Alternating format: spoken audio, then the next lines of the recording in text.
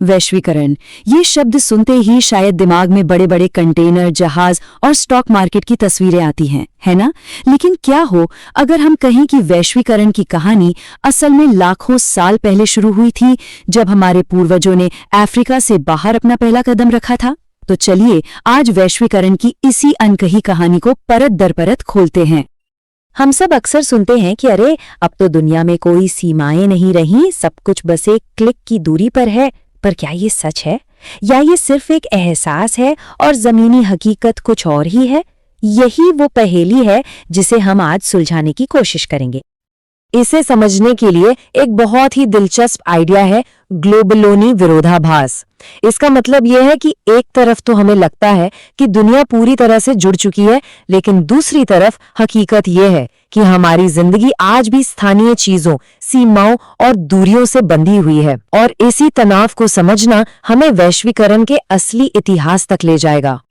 तो चलिए समय में थोड़ा पीछे चलते हैं और वैश्वीकरण की जड़ों को तलाशते हैं। इसकी शुरुआत किसी टेक्नोलॉजी से नहीं, बल्कि इंसानों के एक जगह से दूसरी जगह जाने से हुई थी। तो वैश्वीकरण का जो पहला वर्जन था वो पूरी तरह से फिजिकल था। ये कोई फाइबर ऑप्टिक केबल नहीं था, बल्कि ये था मानव इंफ्रास्ट्रक्चर।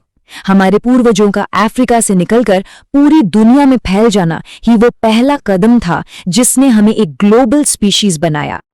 जरा इस टाइमलाइन पर एक नजर डालिए। ये कोई कुछ सौ साल की कहानी नहीं है, ये लाखों सालों का एक लंबा सफर है।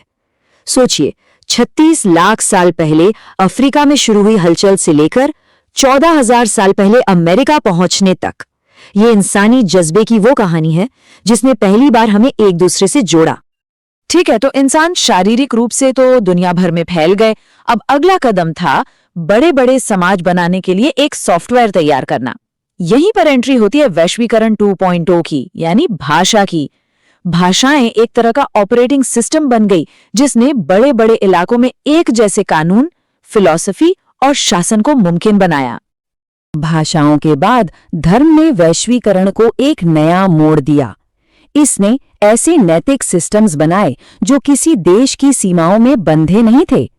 इसने अजनबियों के बीच विश्वास और समझ की एक ऐसी नींव रखी जो आगे चलकर व्यापार और सहयोग के लिए बहुत जरूरी साबित हुई। अब विचारों से हटकर उन चीजों पर आते हैं जिन्हें हम छू सकते हैं। वैश्वीकरण 4.0 का लेना देना खेती से था, और इसका सबसे अच्छा उदाहरण है एक साधारण सा आलू। एंडीज की पहाड़ियों से निकलकर इस एक सब्जी ने पूरी दुनिया की आबादी बढ़ाने में मदद की।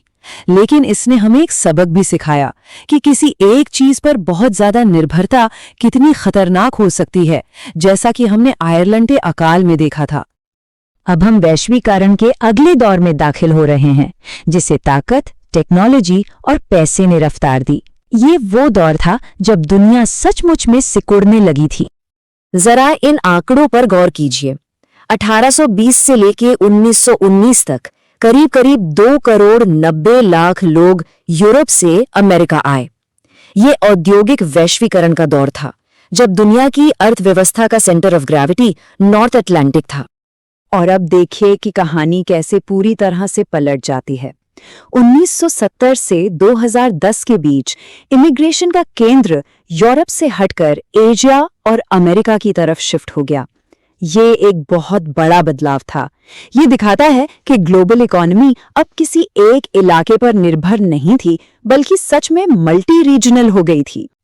तो ये सब हुआ कैसे? टेलीग्राफ और टेलीफोन जैसी टेक्नोलॉजी ने दुनिया को छोटा कर दिया।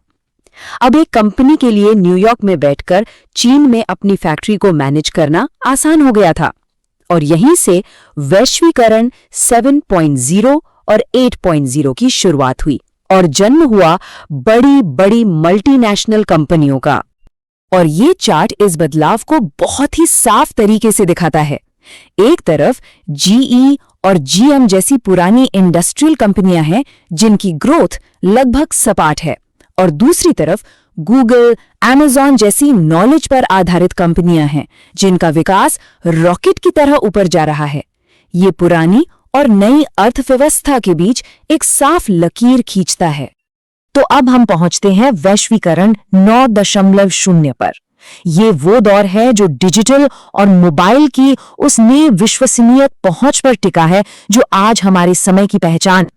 जरा इस नंबर के बारे में सोचिए, 5.22 अरब। दुनिया के 2/3 लोगों की जेब में एक ऐसा डिवाइस है जो उन्हें पूरी दुनिया से जोड़ सकता है। और इनमें से 4.66 अरब लोग इंटरनेट का इस्तेमाल करते हैं। इसका मतलब है कि दुनिया की आधी से ज्यादा आबादी अब एक ही डिजिटल दुनिया का हिस्सा है। और ये जुड़ाव, ये कनेक्शन ज्यादातर मोबाइल के जरिए है। 98.8% सोशल मीडिया यूजर्स अपने मोबाइल से ही इसे एक्सेस करते हैं। हमारी ग्लोबल बातचीत अब हमारी उंगलियों पर है। लेकिन इस पूरी तरह से जुड़ी हुई डिजिटल दुनिया में एक बहुत बड़ा विरोधाभास है। असल दुनिया में सबसे ज्यादा लोग चीनी और हिंदी जैसी भाषाएं बोलते हैं, लेकिन इंटरनेट की दुनिया पर अंग्रेजी का दबदबा है। ये आंकड़ा तो और भी चौंकाने वाला है। दुनिया में सबसे ज्यादा इंटरनेट यूजर्स चीन में हैं, लेकिन टॉप वेबसाइटों पर चीनी भाषा का कंटेंट सिर्फ 1.4% है। इसका सीधा सा मतलब है कि एक सच्ची ग्लोबल बातचीत, एक ग्लोबल नॉलेज इकोनॉमी असल में अभी तक मौजूद ही नहीं है। और यहीं हम पहुंचते हैं अपने आखिरी पड़ाव पर, वैश्वीकरण 10.0। और यहीं हमें हमारी शुरुआती पहेली का जवाब भी मिलता है। ये है वो सीमाहीन टेक्नो यूनिवर्स और उसकी सबसे जरूरी शर्त। आज की दुनिया में कई ताकतें एक दूसरे से टकरा रही हैं। हमारा अपना फायदा बनाम सबका सहयोग, आजादी बनाम कंट्रोल। इन सब के बीच सिर्फ एक ही चीज है जो इस पूरे सिस्टम को बिखरने से बचाए हुए है, और वो है भरोसा। और ये सिर्फ कोई फिलॉसफी नहीं है, ये बिजनेस की हकीकत है। स्रोत इस बात पर जोर देते हैं कि आज की डिजिटल इकोनॉमी में कामयाबी का मूल मंत्र ही भरोसा है। कंपनियों को अपनी टेक्नोलॉजी के जरिए ये साबित करना पड़ता है कि उन पर यकीन किया जा सकता है। तो हम इस विश्लेषण को एक सवाल के साथ खत्म करते हैं। जैसे जैसे दुनिया की भौतिक सरहदें धुंधली हो रही है, तो क्या भरोसा ही वो अकेली करेंसी बन गया है जो असल में मायने रखती है?